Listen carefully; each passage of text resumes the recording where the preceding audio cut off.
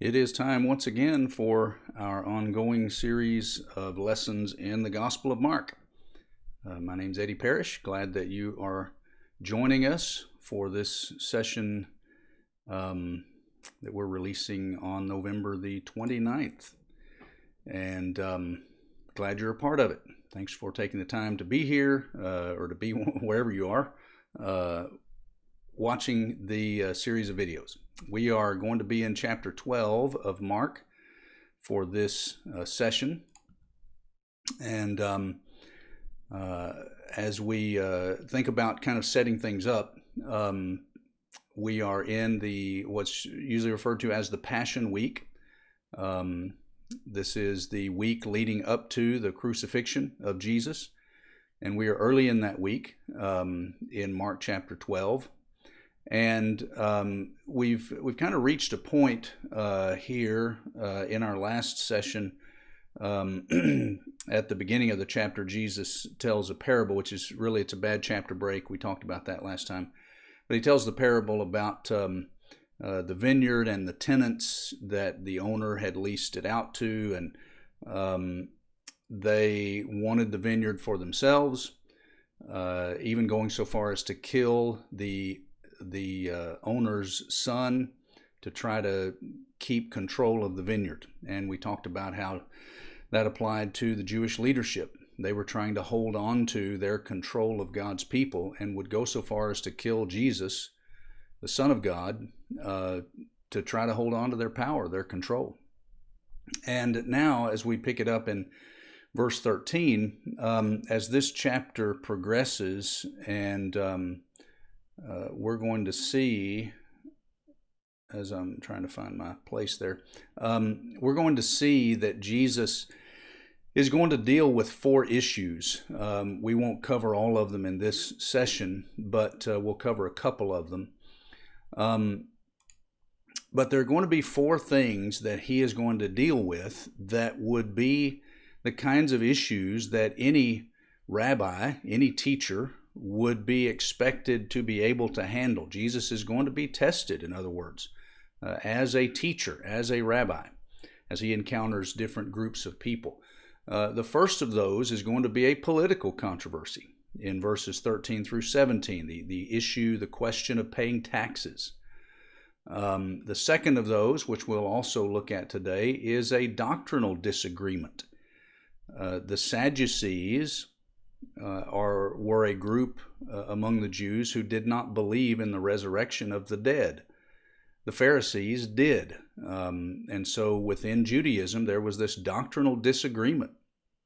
And the Sadducees challenged Jesus on that. The third issue, which we won't get to this time, is what we're just going to call a theological question, where one of the scribes comes up to Jesus and asks him, which commandment is the most important of all? And so Jesus will deal with that. And then the last is what we'll call an exegetical controversy. Exegesis is, of course, the discipline or the process of drawing out from the biblical text its meaning. And so there's a controversy of exegesis that Jesus himself brings up about the passage where the Lord, where Jesus quotes, "The Lord said to my Lord, sit at my right hand until I put your enemies under your feet," Psalm 110. And he asked the question, how can the scribes say that Christ is the son of David when David calls him Lord? How is he also his son? So it's an exegetical issue and question that that actually Jesus brings up on that occasion. So, but these are all, like I said, issues that that a rabbi, a teacher, would be expected, the kinds of things that a teacher would be expected to be able to handle. And so Jesus is going to handle them. And we'll see that as we work through each of them. So let's look at the first one, this political controversy that has to do with the question of paying taxes. And so we begin, verse 13. And they sent to him some of the Pharisees and some of the Herodians to trap him in his talk, in his words.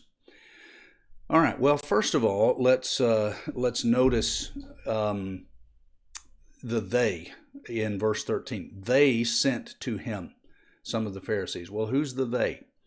Well, you really have to go all the way back up to chapter 11, verse 27 to identify who the they is.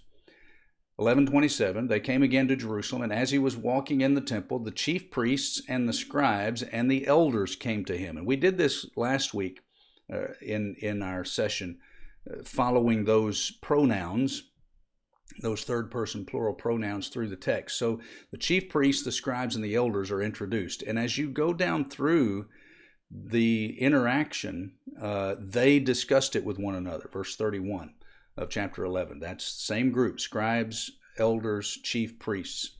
They were afraid of the people, verse 32. They answered Jesus, verse 33. Chapter 12, verse 1. He began to speak to them in parables. Again, same group, scribes, chief priests, elders. Verse 12.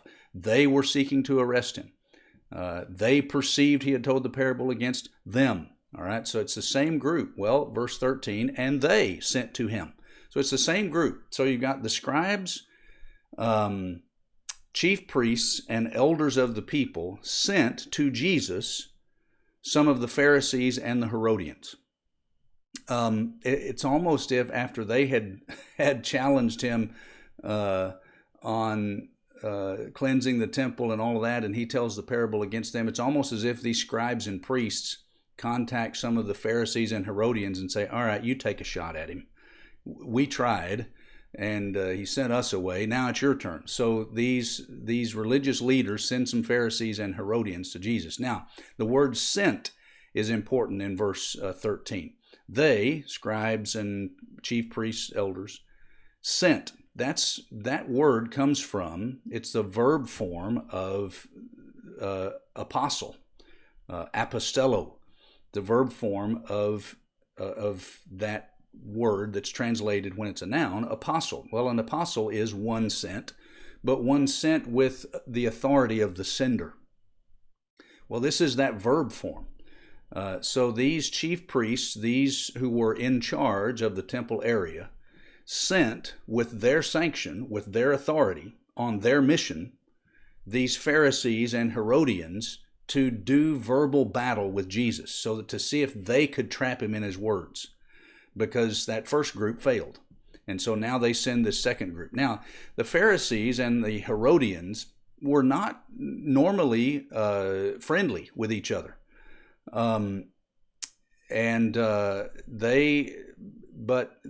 earlier in the book, back in chapter 3, verse 6, they had already started to work together to find some way to destroy Jesus. And here they are working together again. But I want to take some time before we move on from there to talk a little bit about these divisions within Judaism. Judaism was not a unified religion. There were, if you want to use the word denomination, I guess you could use that. That speaks of some kind of division, and that's what you had. We don't usually use that term to refer to these Jewish groups, but I guess you could. And they each had their own different sets of beliefs. They didn't agree doctrinally. And so we're introduced, or I guess we were introduced to them earlier, but in this section we have Pharisees and we have Herodians and we have Sadducees. So I thought, well, we'll take a minute to talk a little bit about these groups. Each was a sect of Judaism. So we'll start with the Pharisees. These were we'll call them the religious conservatives. They and all of these groups developed really in what we usually refer to as the intertestament period, the period between Malachi and Matthew, those 400 years there. And the Pharisees grew out of a group that had been called the Hasidim, which was the most orthodox of the Jewish leadership and people. And the Pharisees kind of grew out of that Hasidic tradition of conservatism. And Pharisee, the word Pharisee means separated ones. And so they separated themselves from others within Judaism, but also they wanted to separate themselves from the encroaching Greek culture. When Alexander the Great conquered the world, and the culture of the Greeks was permeating the known world at that time, and it came to the region of Canaan where the Jews lived. And that Greek culture and influence was permeating Jewish culture and was replacing it in a lot of ways. Well, you would naturally expect there would be some who would stand up against that and say, no, we are going to resist this encroaching culture, and we want to hold fast and true to the old paths, and do things the way we've always done them, all of that. Well, that was the Hasidim originally, and then the Pharisees, the separated ones, which kind of grew out of that mentality. So they were your religious conservatives. This is what the Apostle Paul was. He was raised a Pharisee. And if you want to talk about who the if you want to compare groups, the Pharisees really were the best that Judaism had to offer in the days of Christ. Now, that doesn't mean they were right, and they butted heads with Jesus probably more than any other group. But they were the ones that tried to, at least to some degree, hold fast to the old law of Moses way of doing things. Matter of fact, Paul would refer to the Pharisees as the strictest party, the most accurate sect of the Jews. Acts 26, verse 5. But they had their problems. They were religious show-offs. Jesus condemned them for that, Matthew 6. Very self-righteous, parable in Luke 18. Extremely hypocritical, read Matthew 23. They honored historical traditions more than they did the law of Moses, Matthew 15. They emphasize a lot of external things, but not really the internal, not really the heart. Matthew 23. But still, Paul said they were the most accurate sect, and Paul wasn't ashamed of his Pharisaical upbringing. So they weren't perfect, but they at least had some allegiance, or tried to have some allegiance to the law itself. So the Pharisees, they were more your religious conservatives. Now the Sadducees, we'll call them a little more religiously liberal, if you don't mind those terms. The Sadducees, when it came to Hellenistic influence, the Greek influence, they embraced it. They didn't care. It didn't bother them. And so they were very much sympathetic to the influence of Greek culture into Jewish culture. The Sadducees were the class of the aristocracy in Judaism. Most of the Sanhedrin was the judicial council of the Jews in the days of Christ, 70-ish men who served as the judicial group that handled a lot of the legal matters. Well, most of them were Sadducees. There were some Pharisees among the Sanhedrin, but most of them were the Sadducees. Your high priesthood, heavily influenced by the Sadducees. So they were the class of the rich and powerful. And we'll learn a little bit more about the Sadducees here momentarily. And then you had the Herodians. Now we'll call the Herodians the politically liberal. Some have described the Herodians as more of the political wing of the Sadducees. So they were more in line with Sadducees as far as their belief system, but they were really more political as opposed to religious. They really backed the Herods. That's why they're called Herodians. They were very much in favor of the Herods and their ruling of the Jewish people on behalf of the Romans. Very, very supportive of the Herodian dynasty. And then you had the Zealots, and we'll call them the political conservatives.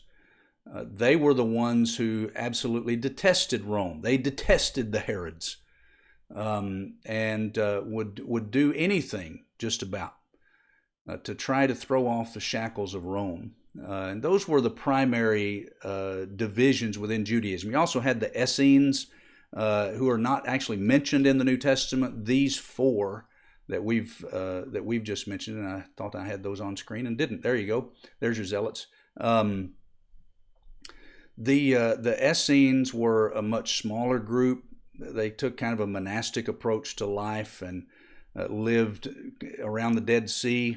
They were probably even a bit to the right of the Pharisees in religious matters, but it was from the Essenes that the Dead Sea Scrolls would come. But again, they're not mentioned in the New Testament that I recall, but these other four are. And so that gives you, I know it's not a lot of explanation, but maybe a little bit of explanation of who these groups were. All right, so now let's get back to the text. So you've got Pharisees and Herodians. Pharisees, religiously conservative. Herodians, politically liberal. And they've come together to bring to Jesus a political question. But they're trying to play gotcha. They want to trap him in his words. They're not really interested in the question itself. They're interested in seeing if they can get some group of people, either the Romans or the people themselves, the populace, to turn against Jesus. And they're going to try to do that with this political question. All right, so here we go. Verse 14. And they came and said to him, Teacher, we know that you are true and do not care about anyone's opinion, for you are not swayed by appearances, but truly teach the way of God. Is it lawful to pay taxes to Caesar or not? Should we pay them or should we not? All right. They try to butter Jesus up. They don't believe a word of what they're saying. When they come to him and say, Teacher, well, they don't really believe that. They would not give him that status. They don't care about what he teaches, but they call him teacher. We know that you are true. The word means truthful. You're honest. And that you do not care. You have no interest about anyone's opinion. Okay? You're just interested in truth, they say. You're not swayed by appearances. None of that matters to you. But you truly teach the way of God. All right. Well, they don't believe any of that. Now, everything that they said is actually true. It's right. They don't believe it. Because Jesus, if you'll notice in verse 15, Mark will say Jesus knew their hypocrisy. All right, so these are, their compliments are fake. They're just trying to butter him up so that maybe he'll be more confident to come out with some kind of an answer. If they build up his ego, then he'll maybe be more bold to take a stand. What those people really believed about Jesus was he's got a demon. He's using the power of demons to do what he does. That's back in chapter 3, verses 20 and 21. That's what they really thought. But they throw these compliments his way to try to butter him up and get him to step out and take a stand. All right, so here was their question. Is it lawful? Is it right? Is it proper to pay taxes to Caesar or not? The New American Standard has the word, instead of just taxes, it says poll tax. One of the lexicons that I looked up for this word in Greek had that as its definition, poll tax. The poll tax was something that the Jewish people detested more than any other tax. Sometimes their goods were taxed, and tariffs and and things like that were a part of things that you would basically expect. You had the temple tax that they paid, to have the temple work done, but the poll tax they detested, because the poll tax was something that Caesar had put in place simply because he could. It was a tax on every adult, basically just for existing. uh, and it was just his way of saying, you know what, I'm going to tax you because I can, so that you will remember who's in charge, so that you'll remember who's boss. And so they hated the poll tax. And so they come to Jesus with this question: should we pay that or should we not? Here was the dilemma that they were trying to put him in. If he said, no, we should not pay the tax, then what are the Herodians going to do? They're going to go straight to Herod, the Roman representative there. And they're going to say, you got an insurrectionist on your hands here. You got a guy that's out there telling people they don't have to pay the tax. And so so if he says, no, you shouldn't pay it, then they're going to get the Romans after him. He'll be in trouble with the Romans. If he says, yes, pay the tax, then there's the chance that they turn to the people and say, this guy's not for you. He's not your Messiah. He's not going to come in here and throw out the Romans. He's in league with the Romans. He's telling you to pay taxes to them. You think he's going to come in here and save you? Just like you were crying out to him 2 days ago, save us now. You think he's going to save you? He's telling you to pay the taxes. So they hope that they're going to get him in trouble one way or the other. We're either going to get the Romans after him or we're going to turn the people against him. So they think they've got him. Either way, regardless of which answer he gives, yes or no, either way, the leaders win. That's what they think. These Pharisees and Herodians, they're the ones that think they're going to win regardless of which direction he goes. All right, so how does he deal with that? But knowing their hypocrisy, he said to them, why put me to the test? Bring me a denarius, let me look at it. And they brought one. And he said to them, whose likeness and inscription is this? They said to him, Caesar's. All right, we'll finish his statement in just a moment, but let's unpack the first part of that. So he knows they're hypocritical. He knows they don't care about that question. He knows that they don't believe any of the flattering things they said about him. And so he just tells them, why are you trying to trap me? He lets them know that he knows what they're up to. And then he says, bring me a denarius and let me look at it. And he says, whose picture is on that? Well, here is a Roman denarius. And there were a number of coins that were available and in circulation during this time. But this is probably, I'll say, the one that they would have shown him. So when he said, whose likeness, whose image, whose picture is on the coin? And they said to him, Caesar's. Well, Tiberius Caesar was on the Roman denarius that would have been in circulation at that time. And the words down at the bottom, Tiberius Caesar, son of the divine Augustus, that's what the words said on the face of that coin. So it was a picture of Caesar with those words, Tiberius Caesar, son of the divine Augustus. So there's a claim that Augustus was deity, was divine. On the back of the coin, on the right, Pontiff Maximus, greatest priest. So you've got a claim on this coin of Caesar being divine and also being the greatest priest. Some have said that those coins were walking idols, or not walking idols, but portable idols that people just had on their person. And it was detestable to Jews because they had to carry these coins and pay the poll tax with them, with these coins that had Caesar mentioned as being divine, as being the greatest priest, and so that's probably what they were looking at. And so Jesus said, "All right, whose inscription is that, or whose picture is that?" And they said, "It's Caesar's." Well, he said then, render to Caesar the things that are Caesar's, and to God the things that are God's. And they marveled at him. So he didn't come right out and give them a yes or no answer. He said, just bring me a coin.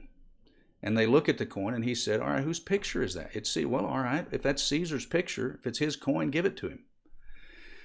But the wording that he uses is important.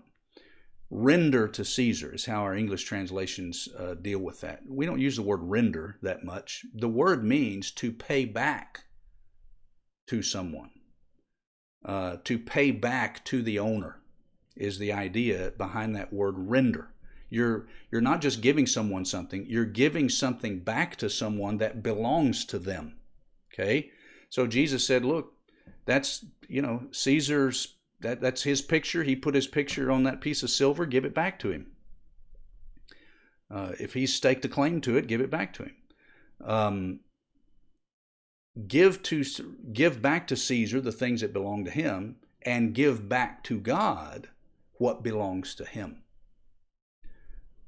What has the whole discussion been about in this context, and really throughout Mark? Who's king? Who's going to lead?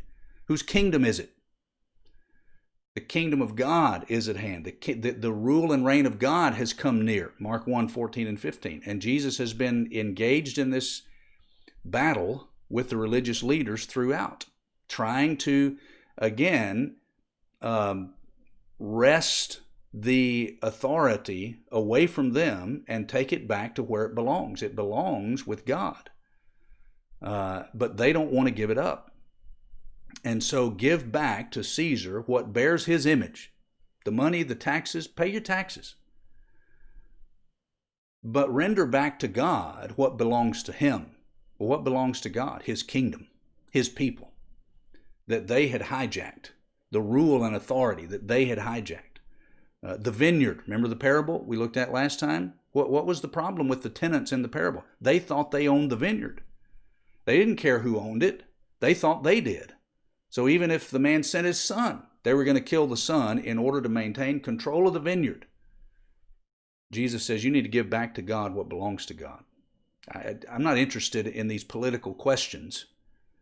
I don't care about any of that, Jesus is saying. If it's got Caesar's image on it, give it back to him. The most important thing, or the more important thing, is give back to God what belongs to God. I'm interested in the leadership of God's people. And that's what he came to get back from them, was that leadership. So the bottom line, as far as taxes go, paying taxes was not a violation of one's loyalty to God. Romans 13, Paul will deal with that later. Render taxes unto those to whom they are due. And so Jesus was not opposed to paying the tax. Government plays its role. You benefit from government, so it's only right that you and we give government money to do the things that government does. Now, you can get into the specifics of, is it too much, what's it being used for, and all of that. But that's a separate discussion. That's a separate issue. You don't think the Romans misused their tax money? But Jesus said, pay your taxes. Paul said, pay your taxes. So we need to pay our taxes. All right. So they marveled at him that he didn't fall into their trap. All right. Well, now let's look at this doctrinal disagreement, beginning in verse 18. All right. And Sadducees came to him, who say that there is no resurrection. And they asked him a question, saying, Teacher, Moses wrote for us that if a man's brother dies and leaves a wife but leaves no child, the man must take the widow. Sorry, that was my alarm. The man must take the widow and raise up offspring for his brother. Okay. So Sadducees come, right? The religious aristocracy. The enemies doctrinally of the Pharisees. They come to him, these religious liberals, who say that there's no resurrection. That's how Mark describes it. The Romans may not have known much about the Sadducees. And so Mark, writing to probably a Roman audience, describes them as those who didn't believe in the resurrection of the dead. In Acts chapter 23, just as an example, Paul, obviously years later, Paul is going to be arrested, and he's brought before the Sanhedrin, this council of 72 members of this judicial group in Judaism. And he's being tested tried before them. And Luke, who wrote the book of Acts, records in Acts 23, beginning in verse 6, that Paul knew, and of course Paul knew those guys. He knew who they were, and he knew that some of them were Pharisees and some were Sadducees. And so he stands up before them and says, all right, I'm being tried today because I'm a Pharisee and I believe in the resurrection of the dead. And as soon as he said that, Luke tells us that the Pharisees and Sadducees on the Sanhedrin started bickering with each other over that doctrinal issue. And they got to fighting each other that they forgot all about Paul. And eventually, Paul's taken out because they don't want to riot because the Pharisees and Sadducees are debating the resurrection. But it's just an example of how hotly debated that topic was between Pharisees and Sadducees. So the Sadducees don't believe in the resurrection of the dead. And so they come to Jesus with what they think is a dilemma that he can't overcome. I suspect this was probably a scenario that they used all the time, the Sadducees, in trying to make their case, trying to show that believing in the resurrection of the dead involved you in logical contradiction. It didn't, but that's what they thought, and so this is probably one of their sugar stick arguments. And so they come to Jesus and they asked him, they say, "Teacher, Moses wrote to us," which he did. They're alluding to Deuteronomy chapter 25 and what's referred to as the Levirate law. Levirate is a word coming from the Latin, which means brother. And so that's where that term has come. But basically, the law stated exactly what they said that it did. That if a man's brother dies, leaves a wife but no child, then the man must take the brother must take the widow and raise up offspring for his brother. And so they introduce it that way. They were right about that. Now they continue. Here's their conundrum. There were 7 brothers. The first took a wife, and when he died, he left no offspring. And the second took her and died, leaving no offspring. And the third likewise. And the 7 left no offspring. Last of all, the woman also died. In the resurrection, when they rise again, whose wife will she be? For the 7 had her as a wife. All right, so basically this hard luck lady outlives 7 husbands and never has any kids. And so these Sadducees think, well, if there is a resurrection, and that scenario, hypothetical, but certainly possible, if that scenario played out, there's going to be chaos in the resurrection. There's going to be chaos at the time that people are raised from the dead, if it's supposed to happen, because who's going to know who they're married to? And so because there would be such chaos, they think that proves that there's no such thing as the resurrection of the dead. So that's where they think they have Jesus trapped. Well, here's how he responds to that. Jesus said to them, "Is this not the reason you are wrong, because you know neither the Scriptures nor the power of God? For when they rise from the dead, they neither marry nor are given in marriage, but are like angels in heaven." So the first thing Jesus does is say, first of all, you're wrong. The word means mistaken, led astray. You've been led astray.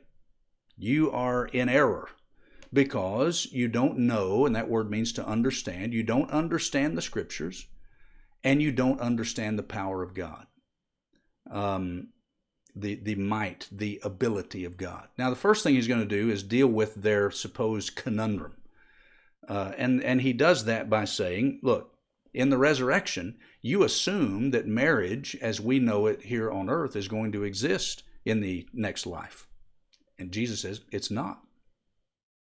In the resurrection, they neither marry nor are given in marriage. They assumed something that God nowhere ever affirmed, that the institution of marriage that is very much a part of this life and this existence, they assumed that it was going to exist in the resurrection.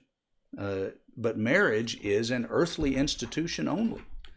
Now that bothers some people, but that's the reality. It doesn't mean that we're not going to know each other. It doesn't mean that we're not going to be happy. It doesn't mean that we won't interact with each other in that heavenly bliss, whatever that's going to be like. It just simply means that there's no purpose for marriage in the next life. And so it doesn't exist like it does in this life. Now, that's really all that Jesus says about that. And so we trust him.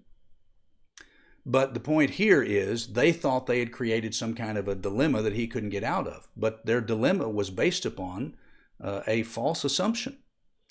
They assumed something that wasn't true. And so their whole argument then falls. Then he goes to the rest of it. And he says, now, as for the dead being raised, have you not read in the book of Moses, in the passage about the bush, how God spoke to him saying, I am the God of Abraham and the God of Isaac and the God of Jacob? He is not God of the dead, but of the living. You are quite wrong. All right, so he dealt with their supposed hypothetical situation, dismissed that. You're wrong in thinking that anybody's going to be married in the afterlife. So we're done with that. Now, let's get with the real issue, the resurrection of the dead. And so he says, have you not read in the book of Moses, in the passage about the bush? That's what we know as Exodus chapter 3, verses 1 through 6. How God spoke to him saying, all right, so out of the burning bush, God spoke to Moses. And his words to Moses, Exodus 3, verse 6, are this: I am the God of Abraham, Isaac, and Jacob. Now, physically speaking, where were Abraham, Isaac, and Jacob, historically speaking, at the time God was speaking to Moses in Exodus chapter 3? They'd been dead for a long, long time, all three of them. But God did not say to Moses, I was the God of Abraham, Isaac, and Jacob, but they're dead now, they don't exist. No, he used the present tense on purpose. I am the God of Abraham, Isaac, and Jacob. Well, what did that mean about the status of Abraham, Isaac, and Jacob? It meant that they were still living in some sense. Their bodies were dead, but they still had existence. Their spirits still were very much alive. And so since that's the case, there must be an afterlife. There must be life after this physical existence. And Jesus is basically saying, you should have known that. You should have picked up on that from the language that God used when he spoke to Moses in Exodus 3. But you missed it. And he says, that's why you are quite wrong. The word there means much, great. You are greatly wrong. You are very much wrong. Because they didn't know the scriptures. They had missed that point in Exodus 3.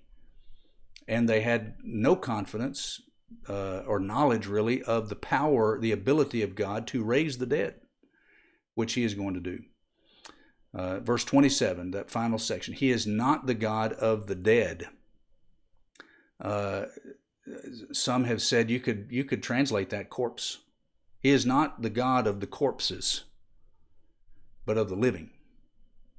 So the spirit lives on after the death of the body. And of course, we'll learn later, in Paul's writings especially, that the body will be raised, as Jesus is arguing here. There is an afterlife, and the body will be raised at the final resurrection. 1 Corinthians 15, the primary passage on that. All right, so Jesus dealt with the political question.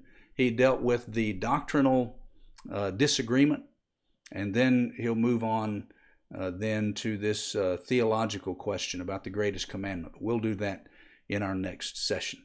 All right, thank you much for being here, joining me on this study today, and let's do it again soon. Y'all take care. Love you.